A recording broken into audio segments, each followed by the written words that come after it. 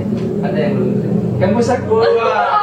Kalau disandingkan dengan visi 2045. Waduh, respect luar biasa. Terima kasih. Jadi demi Mas Rehan yang terlalu baik. Wah. Di balik cadar itu wajah dia jelek. Wah. Sehingga menjadi bahan yang untuk diolok-olok. Karena kita banyak masa lalu terbuka. Ya, peran pemuda ini sangat dibutuhkan karena pemuda ini merupakan aset berharga. Dan tanpa mengurangi dan tanpa memperpanjang waktu lagi, saya undang Bapak Haji Ganjar Pranowo SHMIP. Beri tepuk tangan yang meriah untuk kita semua.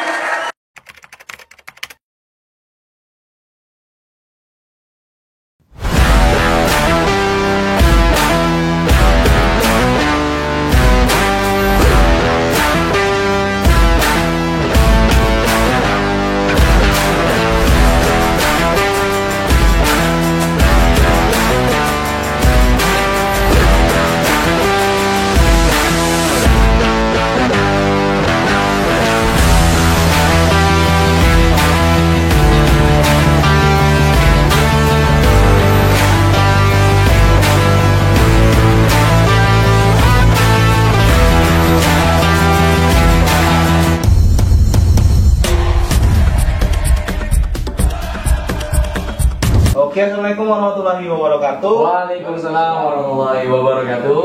Kembali lagi nih ke segmen kita Gudang Suara, yang dimana tempat-tempat podcast membahas tentang hukum, kehidupan, dan hal-hal seru lainnya.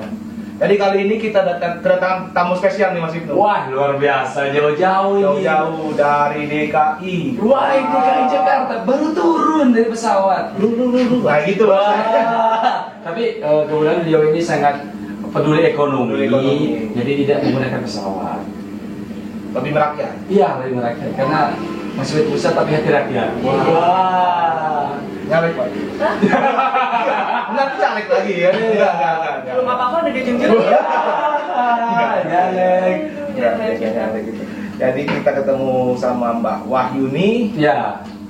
Beliau ini Mbak Ayunda, atau gimana tuh?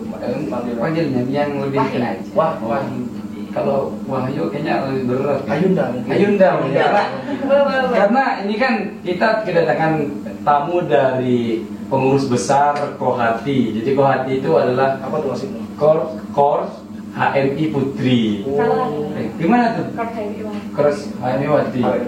Jadi mohon maaf ya, jangan disomasi. Informasi soal Islam yang khusus cewek. Ya, kemarin kita juga sudah datangkan salah satu ketua cabang HMI Kota Lubuk Kakanda Arman ya, yang sudah membahas tentang bagaimana perpolitikan di Indonesia.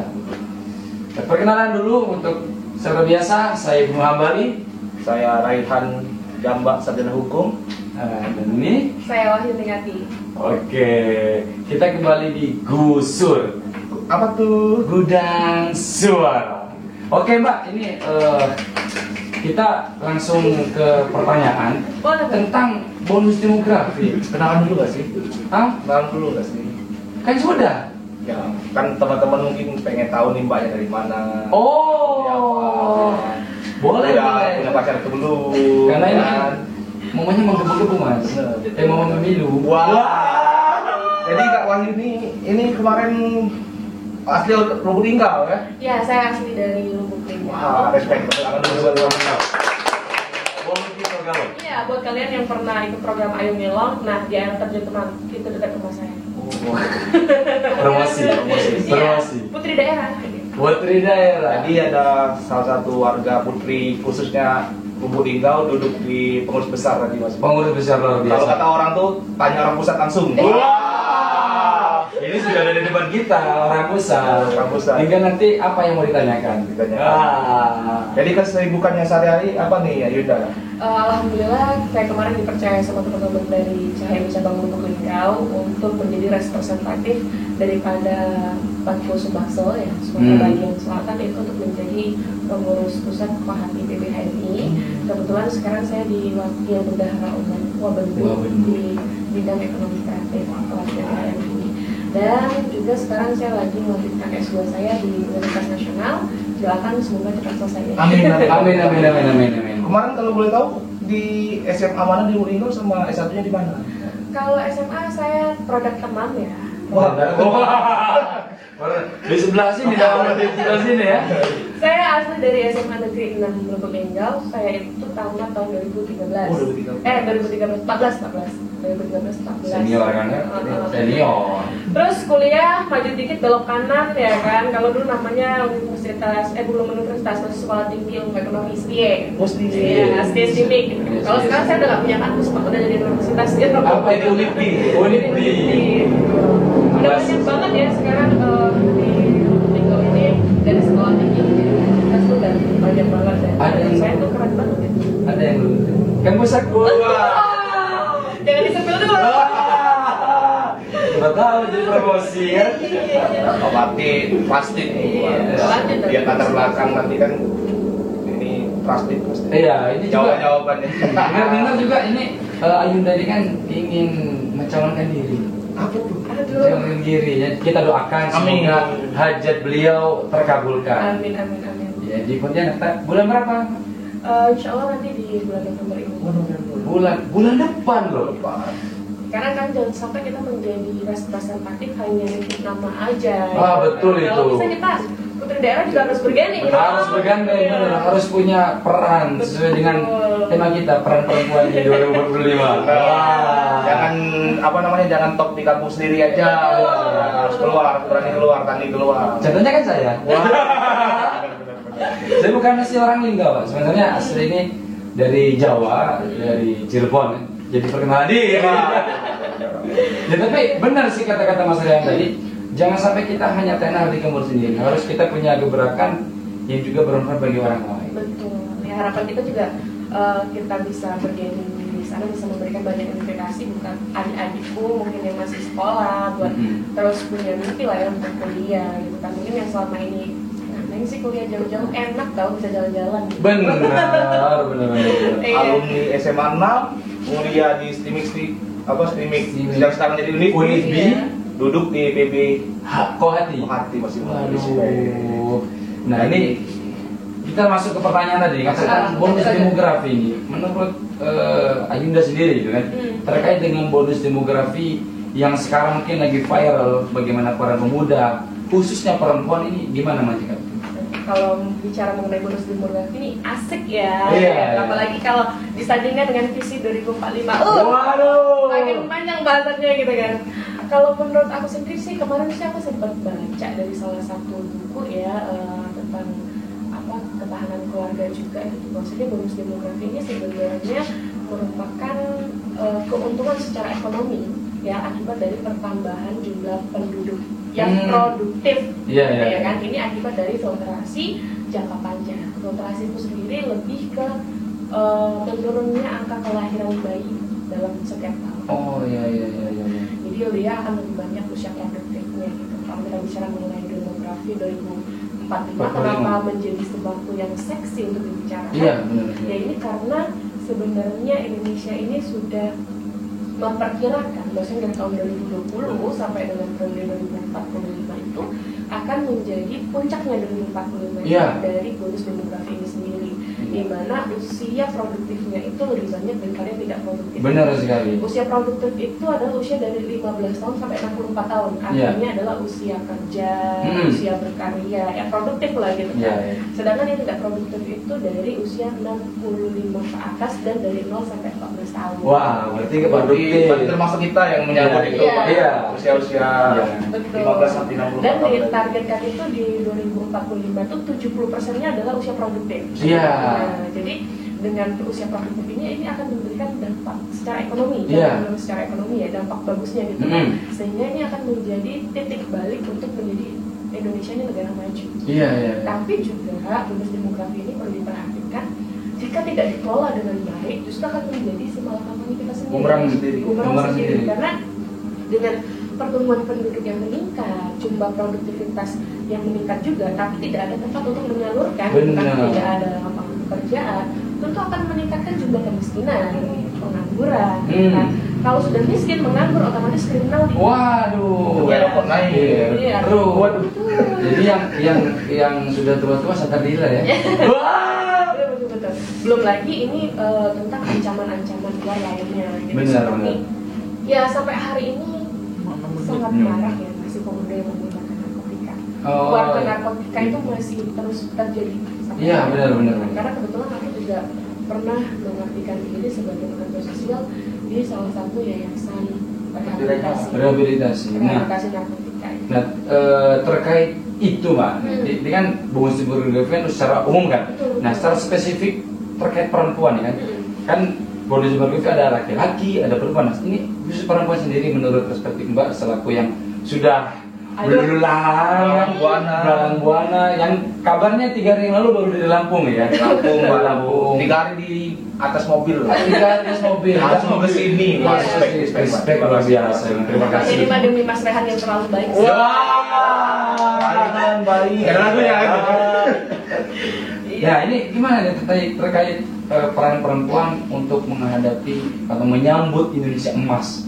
Nah, Oke, kalau untuk bicara perempuan ini dari dulu nggak ada matinya ya. Kenapa perempuan ini selalu menjadi pembicaraan khusus dan menjadi sesuatu topik yang selalu hangat. bener. Apalagi mengenai bonus demografi 2045, jelas perempuan ini akan menjadi sumbangsi yang paling tinggi ya. Pilarnya nih untuk menuju Indonesia Emasnya ada di perempuan. Karena kenapa?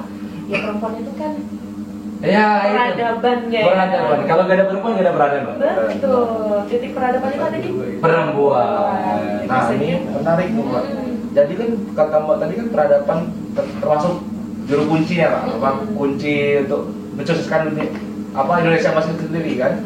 Jadi ada nggak Mbak poin penting yang harus dimiliki perempuan agar itu terlaksana dan sukses? Mengutip dari kutipan Sohoki, Iya. jika perempuan hanya memandang kecantikan dan pakaian, maka derajatnya akan tetap berada di bawah laki-laki. Iya, betul. Jadi gini, kalau kita sendiri Mas dalam Kohati, kan Iya. sudah disebutkan lembaga Iya. penting gitu kan. Di Kohati itu di buku pedomannya bagian mukadimahnya itu kita sangat terinspirasi dengan syair Arab. Yang bunyinya itu seperti ini. Apabila perempuannya baik berakhlak karimah, maka negaranya akan baik. Tapi kalau perempuannya rusak, maka rusaklah negara. Kurang lebih seperti ini.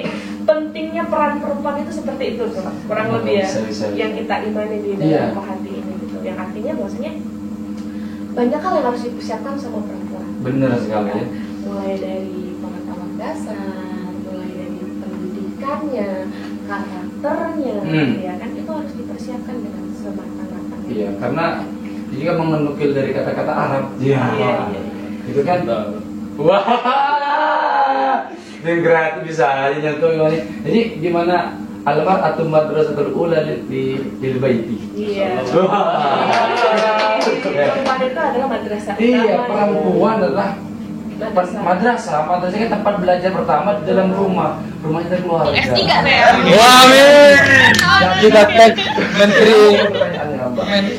Iya, kan perempuan tadi sebagai Menteri. pertama. Iya. Madrasahnya para anak-anak kan. Rahim peradaban juga. Peradaban kunci dan lain-lain tadi kan. Nah, di sisi lain, Mbak, di Probolinggo, di daerah di luar sana, tingkat kelahiran dini itu karena kurangnya edukasi masih banyak. 80% maksudnya ya? Iya, 80%. Kemarin ada dua, ada yang mengatakan kalau di Republika itu mengatakan 65%. Dan juga di Kompas itu mengatakan 80%. 80%. Yang kalau yang di Republik itu tahun 2022. Yang terbaru sekarang 80%. Jadi kan usia dini, pemikiran belum produktif, lebih memilih menikah dini ketimbang untuk lanjut kuliah atau menjadi public figure sekarang. Iya. Ada di kasusnya ditawari Kementerian Pendidikan untuk lanjut kuliah, malah saya fokus tiktoker gitu. Ada. Pak Menteri tawarin saya desertasi. Yang pertama ya resiko kehamilan, Benar. rawan keguguran, rawan sakit dan Iya. segala macam, bahkan resikonya adalah kematian. Iya. Gitu kan. Terus yang kedua setelah melahirkan, ya kan, anak-anak dengan usia dini itu kita anggapkan adalah usia remaja, masih Iya, muda, iya. masih belia, tentu akan sangat mentalnya akan sangat kena ketika setelah melahirkan, apalagi baby blues. Iya, baby gitu kan. blues. Baby blues itu pun orang yang sudah cukup umur masih bisa kena mas, cuman mereka lebih siap. Siap karena udah usianya matang. Betul, tapi kalau remaja ini yang akan sangat disayangkan karena ketika dia merasa diri kemudian dia merasa tidak senang gitu kan, sehingga anak yang dilahirkan pun tidak akan terdidik dengan baik. Itu mungkin jadi salah satu bumerang yang tadi. Betul, bisa jadi anaknya mudah kita kena mental headly kalau zaman sekarang ya kayak anak mental Iya. headly gitu kan. Aku ini nih bipolar disorder, waduh. Wah. Ini orang-orang kayak gini nggak pernah kena penggaris. Iya. Kayaknya pinter ngeles ya. Betul. Ketika ada guru BK dia lari. Iya betul. Orang tuanya nggak terima mbak sekarang mbak. Kasus Pak Akbar yang sampai diminta tuntut 50 juta. Iya benar. Ya karena memang itu dia, kesiapan menikah itu juga menjadi suatu dasar untuk kebijakan yang akan diambil dalam keluarganya juga, dalam lingkupnya juga gitu.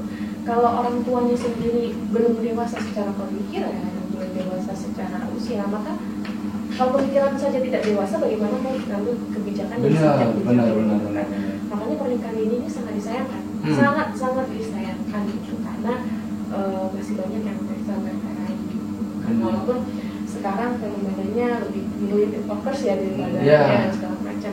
Ini pun kaitannya ada banyak juga. Ada yang mereka merasa sekolah, kuliah itu adalah satu hal yang sia-sia.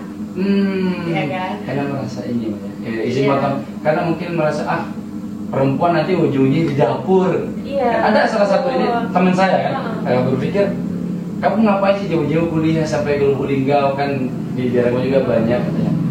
Kan saya laki-laki, oh iya kamu kan laki-laki, saya kan perempuan, nanti ujungnya di dapur. Iya, kalau saya sih iya, banyak. Ini justru saya cerita ya mas, awal-awal saya kuliah itu baru S1, baru masuk S1. Ini tetangga saya, sekitar saya tuh pernah bilang kayak gini sama ibu saya, kenapa sih kamu ngulain anakku tuh perempuan, nanti kembalinya ke kasur, ke dapur, ke sumur. Terus ibuku bilangnya seperti apa? Ya nggak apa-apa, toh memang semua orang akan kembali ke kasur, ke dapur, ke sumur, nggak ada lagi tak perempuan. Tapi sumur, kasur, dan dapurnya itu beda. Gitu. Kalau dapurmu kayu, kata dia kan, dapur anakku nanti listrik. Jadi itu penyemangat juga itu.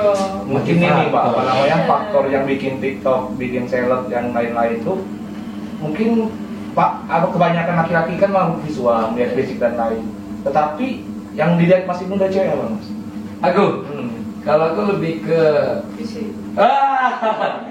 kan kalau saya biasanya 4 mas. Tungki guru mereka tuh di Arba. Li Jamaliha, li Nasabiha, li Maliha, wali Diniha. Jadi pertama cantiknya, muka kan. Kedua juga keturunannya. Yang ketiga juga hartanya, emalnya. Yang mana mungkin kita nikah cuma menda tempe kan. Butuh juga kan untuk kehidupan anak. Yang keempat baru agama. Itu sih dasar saya. Kalau Mas Rehan sendiri apa? Kalau aku simpel sih mas. Apa itu? Pinter. Dia cewek itu kalau pinter enak, pasti cantik ya. Iya mbak. Iya benar. Tapi sebenarnya saya juga tidak menyalahkan teman-teman yang aktif di TikTok ya, karena TikTok juga itu bagian daripada moderasi teknologi gitu, apalagi TikTok Ekonomi kreatif juga. Iya, ekonomi kreatif, ekonomi benar. kreatif juga gitu. Dari TikTok mereka bisa mendapatkan selagi, mendapatkan gaji, benefit dan segala macamnya gitu kan. Justru mereka memanfaatkan ruang itu, tetapi pemanfaatan ruang itu yang sangat disayangkan adalah masuknya budaya-budaya barat gitu. Ya kan, jadi budaya santunnya, ramah tamahnya Indonesia itu hilang gitu. Contoh gini, kayak ngedance gitu kan. Ngedance sendiri tuh lebih suka yang pakaiannya seksi-seksi. Ayo. Pasti kan. Di bulan aku nggak lewat ya. Wah. Kan? Palestina. Ini pasti ya kan yang biasanya seksi-seksi gitu kan. Sebenarnya tuh nggak salah gitu, cuman budaya kita nggak seperti itu. Harusnya. Assalamualaikum. Iya betul. Masalah bro. Aduh. Aku lagi galau banget mas. Aduh, aku lagi putus cinta mas. Aduh, putus cinta. Boleh saya minum ya? Boleh. Kayaknya seru saya Gimana? dengar. Kira-kira mas, aku lagi putus cinta mas. Apa namanya kan kebanyakan orang bilang tuh rezeki jodoh tuh emang di tangan Tuhan. Tapi sering diambil orang. Jadi emang gitu. Aduh, cuma masalahnya ini beda mas. Apa tuh Apa itu? Masalahnya itu kan karena aku tuh melihat cewekku ini lagi joget-joget. Tuh kan. Aku tegur dia. Pas aku tegur, Dia malah marah-marah, putusi aku. Mas Pasti kok kok cocok tadi. narasumber jam di Jakarta. Silakan coba tanya sendiri. Gimana ya Mbak? Kira-kira tanggapan Mbaknya mungkin sebagai perempuan yang melihat fenomena cewek yang ngedance atau joget-joget di TikTok gitu, mungkin mengumbar-umbar apa gitu kan? Apa ini? Tapi tunggu dulu. Anda ini siapa di sini? Anda coba kenalan dulu dengan teman-teman. Ini sebagai pesanan masyarakat. Masalah. Iya, pesanan masyarakat. Jadi namanya siapa? Nama saya Dadang Mulyana. Oh, Dadang Jadi Mulyana. saya ingin mengaspirasikan pesanan masyarakat yang ingin bertanya Oh. mengenai hal ini gitu kan. Termasuk pesanannya sendiri ya? Keresahan hati ya. Iya. Pesan hati. Order ya. Masuk. Iya, seperti yang saya bilang tadi ya, itu tidak semuanya salah ya, Mas. Apalagi banyak kok tiktokers di Indonesia itu yang memang dancer itu dance yang memang benar-benar dance itu adalah sebuah seni yang patut juga kita apresiasi gitu kan, karena pekerja seni ini juga banyak kok membawa harum nama Indonesia gitu kan. Cuman sayangnya adalah sayangnya gitu kan, yang seperti saya bilang tadi banyaknya pengaruh tren budaya barat seperti pakaian ini gitu, segala macam itu kan tren dari luar ya kan. Kalau kita ini kan rata-rata sebenarnya pakaian itu tidak seperti itu, jadi kita dianjurkan untuk sopan dan santun gitu kan dalam berpakaian. Tapi yang menjadi fenomena selanjutnya adalah ketika teman-teman tiktokers ini menggunakan pakaian yang stylish gitu kan, sesuai dengan tren dunia, tren dunianya, terkininya, terviral ya, gitu Iya. kan. Itu mereka kan lebih banyak dapat viewers, likers, dan segala macam ya gitu kan, sehingga menaikkan benefit mereka juga.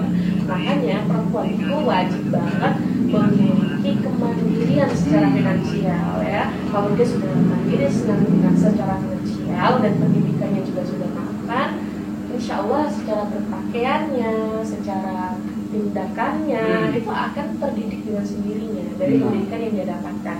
Makanya teman-teman wajib banget deh untuk terutama perempuan ya, untuk perempuan ini terus melanjutkan jenjang pendidikannya. Ya nggak apa-apa kita kembali ke kasur, ke sumur dan ke dapur, tapi dengan dapur dan sumur yang berbeda.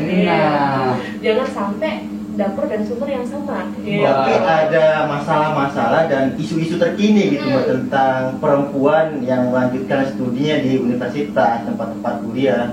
Di isu-isu terbaru sekarang nih ada perempuan yang mengalami pembulian karena dia satu bercadar, kedua menjadi pelecehan bagi dosen-dosennya. Biasanya kabar-kabar terkini yang ada sekarang. Iya, ini yang kita juga sangat sayangkan ya, terutama yang biasanya kalau yang bercadar kalau di Indonesia ini tidak ada pembulian. Insya Allah itu jarang sekali gitu kan. Tapi di negara-negara yang minoritas itu pasti ada. Gitu kan, karena menurut mereka ketika mereka menutupi wajah sama dengan mereka menutupi keindahan diri sendiri ya gitu kan. Mereka mengaku sehingga menjadi bahan yang untuk diolok-olok gitu kan. Jadi kadang-kadang benar juga sih. Dan untuk Ada kasus yang kompos ya. ya itu loh. Kok disebutin? Dan untuk Bahaya nggak ya? baik mas kasus Nggak boleh boleh lah. lah gitu kan, body shaming kan. Bukan itu, kadang-kadang kalau di bercadar itu, kalau perempuan oke lah kita tidak jadi orang, cuman yang di TikTok juga kita kembali ke TikTok itu dia bercadar pakaian seri tapi isinya laki-laki. Nah itulah yang jelek tadi. Jelek tadi. Kalau perempuan nggak ada. Kalau perempuan nggak ada. Ini lagi sapu bersih. Memang perempuan harus benar gitu. Sapu bersih. Iya, tapi terkait pelecehan mas ya, pelecehan ini juga harus jadi perhatian bersama nih, terutama untuk laki-laki juga gitu kan. Karena yang melecehkan adalah laki-laki ya. Tapi jangan salah, laki-laki juga bisa jadi korban pelecehan. Dan pernah diberitakan. Iya, seperti kok kasusnya nggak jauh-jauh dari Jambi kemarin ya, anak-anak kecil gitu kan dilecehkan oleh perempuan juga bisa gitu kan. Artinya pelecehan ini bisa menimpa siapa saja. Nah, sayangnya di negara kita ini untuk menangani kasus pelecehan ini yang masih kurang spesifik, ya kan, sanksinya apa, seperti apa, ini masih kurang menurut saya ya, apalagi korban pemerkosaan. Itu susah banget gitu. Kalau mungkin teman-teman lihat dari beberapa kasus dan dari beberapa berita itu sampai kasusnya itu sudah dilaporkan tapi tidak selesai dengan alasan tidak adanya bukti dan segala macam. Dan kalau saya berpikir jemaah gitu. ini. Iya, kalau Jadi- saya berpikir orang diperkosa sibuk mencari bukti, buktinya apa ya gitu kan? Ya. Apakah sambil diperkosa kemudian aku cari bukti gitu? Tapi gimana caranya? yang pertama Gitu. jawab Yang apa namanya yang gara-gara harus ada 2 alat bukti dan 1 saksi dan lain-lain itu yang malah mensusahkan proses tersebut. Iya, Jadi yang maksudnya menghambat jadi. pas memperkosa ada saksi kemudian dibiarkan saja tidak mungkin. Kalau ketahuan pasti langsung di gitu. Ini nggak yang mungkin bisa dijawab ya dengan Bapak Kapolri ya. Mungkin ke Komnas HAM pertama. Komnas wanita. Iya, Iya. Komnas. Dan juga di dalam undang-undang tersebut Mas Ibnu yang dilindungi ini cuma 2. Apa itu? Yang bisa diproses hukum ini cuma 2. Perempuan di bawah 18 tahun sama istri orang. Itu cuma. Dan juga ada salah satu pasal yang menyebutkan kalau sama-sama mau tidak masuk katanya. Ya. Pasal terbaru. Yang apa? Yang dosen kemarin kan nggak ada yang ngapain. Nah, akhirnya kan gini ya, apalagi di budaya kita ini masih banyak yang namanya budaya patriarki. Iya. Iya, Budaya malu. benar. Budaya malu ini yang kadang anaknya sudah tahu jadi perkosa, Hmm. gitu kan bahasanya gitu kan. Tapi untuk penyelesaian secara keluarganya mereka dinikahkan. Iya kan? Iya, Kita iya. nikah aja gitu. Padahal pernikahan itu adalah awal daripada bencana kalau menurut. Benar. Karena di situ nanti akan merambat Iya. dari kekerasan, Hmm. verbal, fisik dan segala macam KDRT lah gitu kan. Hmm.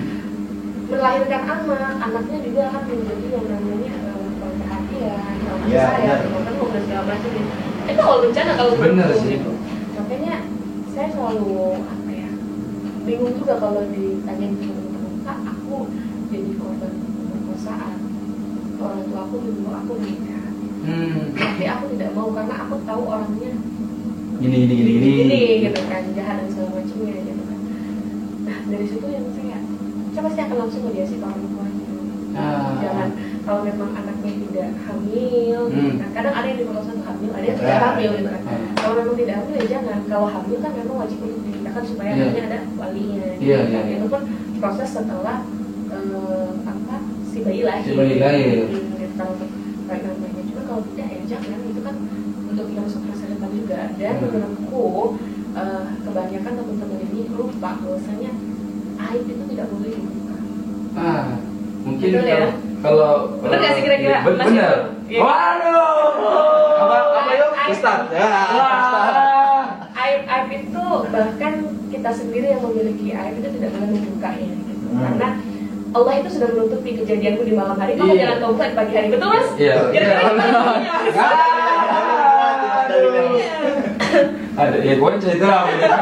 Tapi kebanyakan fenomena seperti ini akan dijadikan gosip dan isu di masyarakat. Nah, Yang sesungguhnya kalau aib itu dibuka oleh orang lain, maka aib dirinya sendiri akan dibuka lebih banyak lagi. iya, tapi mungkin melanjut tadi kan pertanyaannya, kalau perspektifnya aib ketika ada tindakan seperti itu, menurut saya itu bukan aib sih, tapi apa ya, lebih ke tolol sih.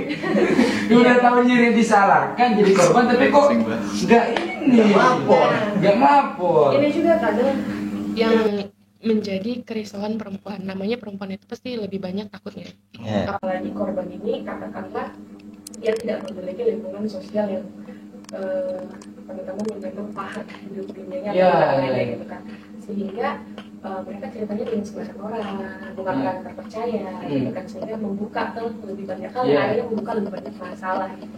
Jadi buat teman-teman mungkin yang mengalami korban seperti itu memang lebih baik datang ke langsung ke iya. badan hukum atau ke apa advokasi langsung. Benar, gitu kan. Karena kadang kalau langsung datang ke polisi juga, ups, buka deh. Kadang-kadang ada yang ditanggapin dan ada yang tidak ditanggapin dengan ya namanya kasus pelecehan seksual ini agak susah ya ditanggapin. Iya, karena Jadi masuk nomor registrasi ini dulu mbak ya. Iya. Oh seperti itu. Administrasinya seperti ini segini mbak ya. Saya kayak gitu ya. Kurang Emang agak mbak? Di samping masalah itu ada juga mbak kayak seperti kasus-kasus orang yang bunuh diri terutama karena putus cinta gitu mbak. Aduh. Agak minum dulu ya. Mungkin agak berat kalau Putus cinta. Beratnya ini bukan apa mas, kita udah jomblo 27 tahun ini. Boleh keras bang Rehan. Pernah diputusin pas lagi sayang-sayangnya. itu yang aku rasain mbak. TikTok aja yuk. Iya. Waduh. Aduh. Jadi memang banyak kasus bunuh diri ini kembali lagi ke mental health-nya. Yaitu tadi, kalau dalam keluarganya saja sudah tidak harmonis, maka anak-anaknya pasti akan berentan menghadapi hal-hal yang seperti ini gitu kan. Nah, di sinilah sebenarnya peran perempuan itu. Makanya perempuan itu harus terdidik gitu kan, supaya menjaga anak-anaknya itu juga menjadi lebih berkualitas dan lebih terdidik lagi. Jadi apa ya? Bahasanya mungkin ada anak ini yang kurang kasih sayang dari ibu. Salah satu faktornya nih, kurang perhatian. Jadi ketika dia punya pacar, dia merasa pacarnya ini segalanya. Ketika pacarnya salah itu sudah runtuh semua dunia. Karena mama yang kasih makan kan gitu kan. Jadi memang ada yang seperti itu mas. Dan biasanya memang banyak merasa ya pacarnya itu segalanya. Itu tidak bisa dikirim lagi, bukan salah satunya karena kurangnya pendidikan di dalam rumah. Dan mungkin juga banyak penekanan di rumah. Jadi intinya itu kan hal-hal seperti itu berawal dari rumah. Kalau rumahnya sudah harmonis, pasti langkah anaknya ada tempat mengadu juga. Kadang itu kan korban-korban kalau saya baca ya yang melakukan tindak bunuh diri ini usianya masih usia remaja. Bocil FF. Apalagi yang sering, saya sering lihat juga dia mau lompat dari jembatan. Terakhir kali kemarin itu dari lantai 3 di Medan kalau nggak salah. Perempuan ya? Perempuan. Kalau tadi coba juga. Kemarin udah di Jogja. Ada juga ya? Di ini Pak, di Lumpur Tinggal sendiri nggak racun pembersih rumput. Ada tuh kejadiannya. Karena ditinggal kekasih pergi gitu. Laki-laki apa perempuan mas? Laki-laki. Jadi yang kamu siapa ini? Sama-sama mungkin kali kesimpulan dari yang disampaikan Mbak Wahyuni tadi, Wahyuni tadi. Jadi intinya tuh satu Mbak. Pernikahan dini, kerusakan rumah tangga, kerusakan anak, doktrin anak. Jadi Mesir yang pernah saya baca di buku gangguan mental itu sampai sekarang kan nggak tahu itu penyebabnya apa. Tapi faktor penyebabnya adalah keturunan. Betul. Kecerdasan, mental dan segala macam itu biasanya banyak diturunkan oleh perempuan. Ya. Gitu. Jadi laki-laki nggak perlu cerdas, tapi banyak cerita juga. Besok kita riset dulu ya. Iya, karena kalau menurut Universitas Washington itu memang kecerdasan itu diturunkan oleh perempuan. Makanya perempuan wajib itu. Oke, nah berbicara tentang kecerdasan perempuan, seberapa besar pengaruh perempuan ini terhadap kemajuan bangsa untuk saat ini, kan? Apa baik dari legislatif ataupun baik dari tokoh masyarakat atau baik dari edukasinya, itu gimana sih pengaruh perempuan? Ya, pengaruh perempuan itu saya ibaratkan pakai skup kecil ya. Saya nggak pakai legislatif dulu. Skup kecilnya adalah mas sendiri kalau di dalam rumah. Kalau ibu mas marah, otomatis satu rumah itu merasa suasananya gak enak. Benar ya? Gak dimasakin betul. Kalau bapak marah, ya udah tinggal aja. Pergi, Tapi kalau mama marah, suasana rumah itu pasti berubah. Gak dimasakin. Iya kan? Itulah letaknya perempuan itu sebagai penyeimbang tiang ya. Kalau tiangnya rubuh ya selesai. Iya kan? Perempuan itu adalah tiang negara gitu. Kalau tiangnya rubuh, selesai lah. Ya begitu peran perempuan gitu.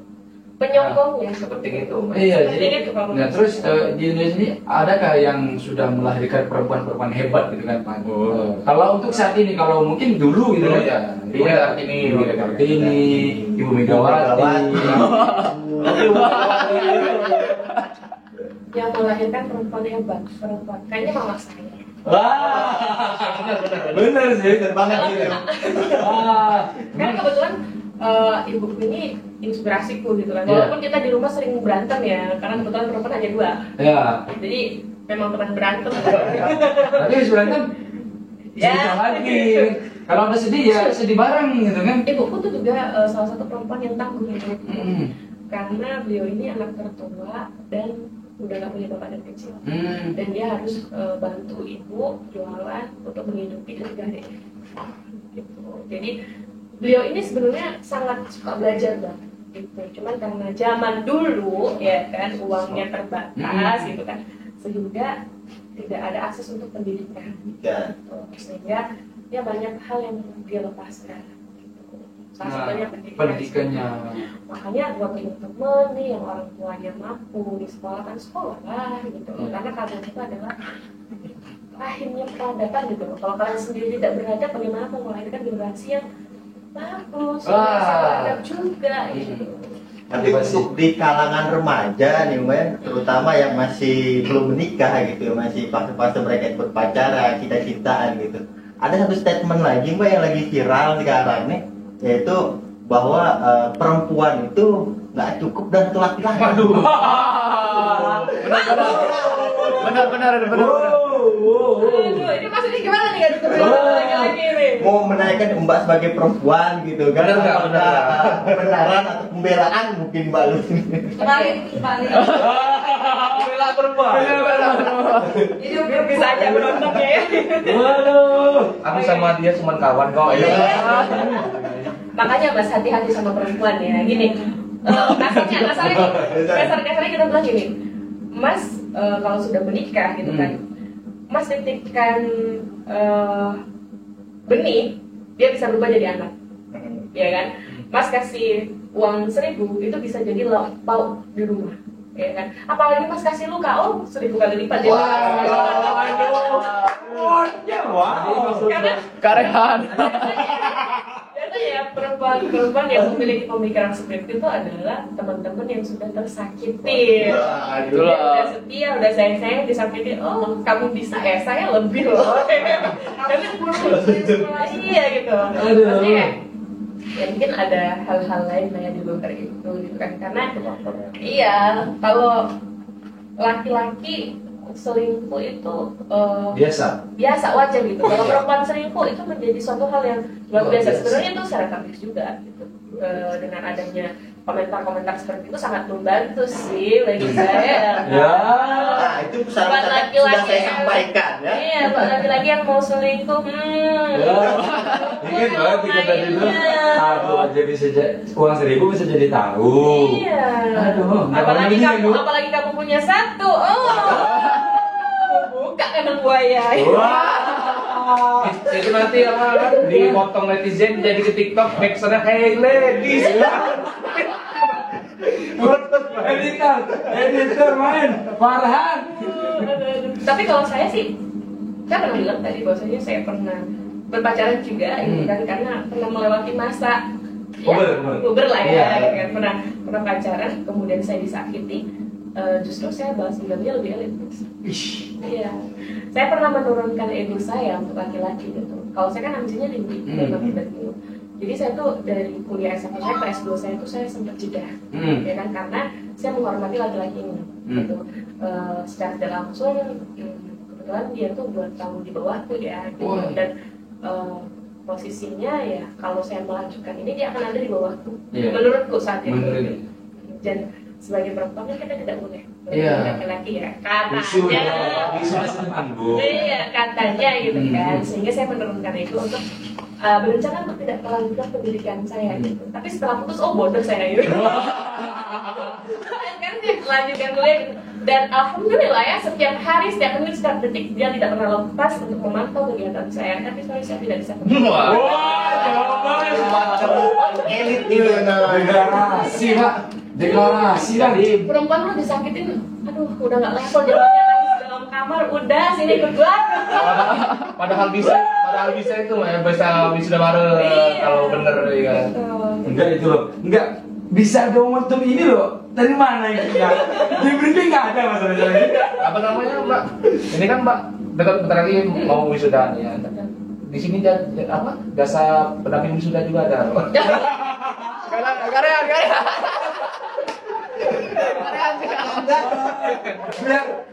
biar sakitnya lebih sempurna. Iya. Testimoni free ya. Testimoni free. Intermezzo. Mungkin tuh sekian dulu pesan dari masyarakat. Saya undur diri dulu. Keluar dulu. Di sini aja, saya mana? Sekarang ini banyak masalah lalu terbuka loh. Menyampaikan. Aduh. Memang netizen harus hati-hati ya. Aduh.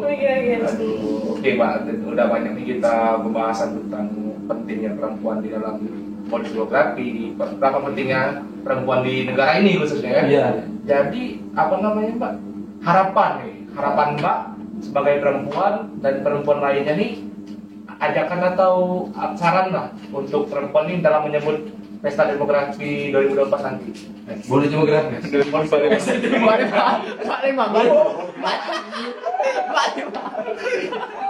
Itu lah Mbak. Ya. Masa lalu itu sebenarnya. Demografi ya. Beda. Kita sikat. Jadi kalau menurutku ya untuk demografi ini Indonesia ini sedang menuju ke visi Indonesia Emas 2045 ya teman-teman. Jadi saking dari kita sekarang saya teman-teman yang seusia saya juga dari yang usia 2 tahun 3 tahun itu saya kita ini adalah generasi yang dimaksud karena kan periodenya itu usia produktif itu akan meningkat di 2025 sampai 2045. Jadi kita ini adalah bagian daripada generasi emas. Benar. Nah, generasi emas tersebut ketika di 2045 usia kita adalah 40-an tahun loh Mas. Iya benar.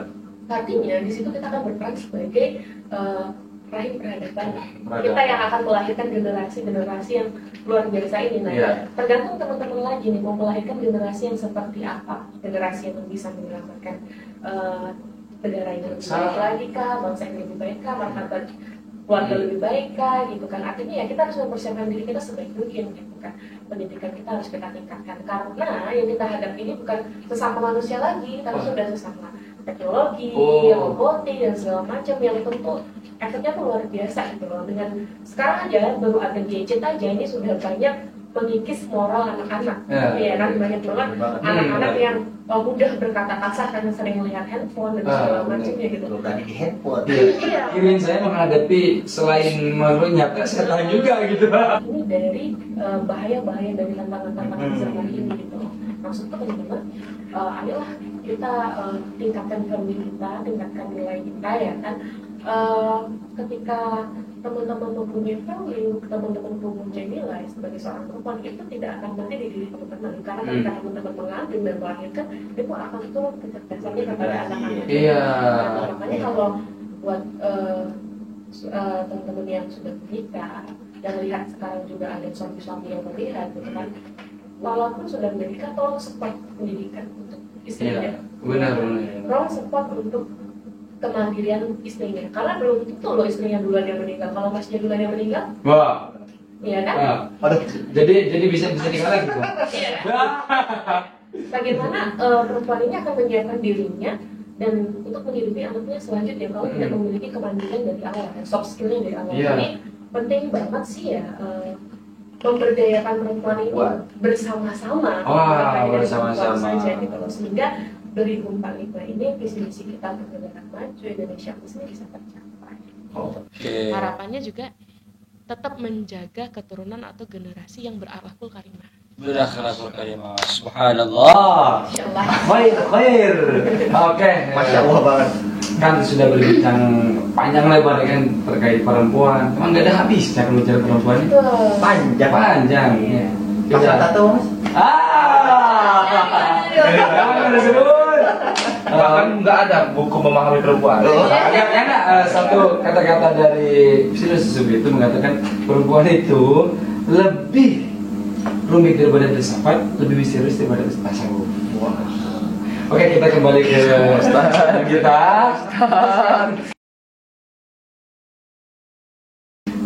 Kalau dalam hidup itu kita harus terus belajar sebanyak-banyaknya, belajar apapun yang bisa kita pelajari.